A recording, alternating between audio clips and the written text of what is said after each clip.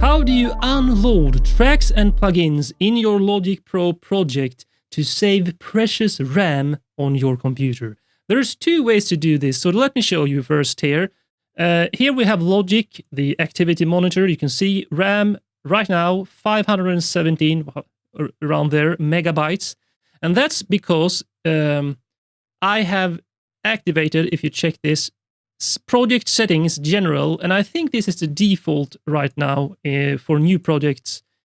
If you go to project general here, opening project, only load plugins needed for project playback, which means that if I start to select tracks here, just select them, they will load into RAM and the entire plugin chain will be loaded. So you can see Logic 520.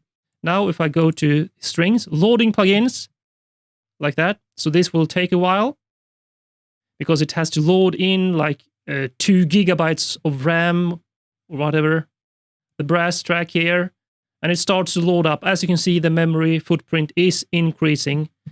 So this is a good way if you have a big project template and you don't want to load in every new track. You just want to have your template loaded much faster. So if you have saved your project with this, file project settings, general, and check this box here, then it will load everything, but not load it into RAM. As you can see, for every track I select, it starts to load it in. Okay, so that is one way, the main way, but I prefer the second way because, as you can see, this is super annoying. And also, if I have a track stack and I just select the track stack, it will start to load all the tracks inside the track stack into RAM. So I find this annoying and frustrating personally. So now when I have loaded everything in here, let's just wait for this to update. See, it's getting into 7 gigabytes because these are big orchestral sample libraries. Let's see if it's loaded. 7.20. 7.24, it still hasn't loaded everything completely. Now I'm going to show you my way of doing this. So this is what you do. You right click on any track and then go to track header components and then you activate on off. Now each track in your project will have an on off button, but it isn't simply a matter of just clicking it to turning it off. It is turned off, so it will not play, but it will not unload from RAM. As you can see, it's still at 7.25. What you need to do is select every track you want to unload from RAM. So let's say all of this here. And then hold down the Option key and then left click. Voila. And now, look what happens to the RAM. It went from 7.25. Let's see if it uploads here.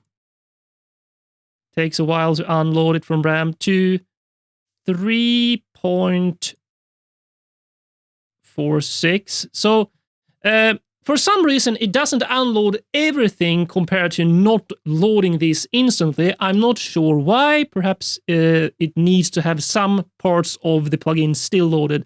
But as you can see, a big difference. It went down to less than half what it was before.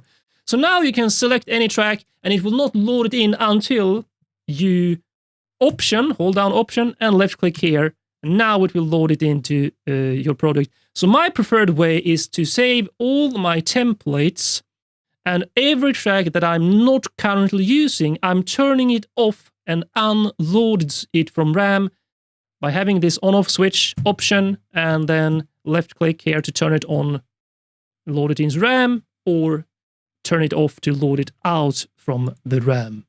And this will save you a lot of headache and a lot of time and frustration if you get into the habit of just using this feature. So Option, left click on this on-off button. Make sure you can see it always in the track header by track header components on-off right there. Now choose which video you are going to watch next, or you can check out the amazing bonuses in the video description.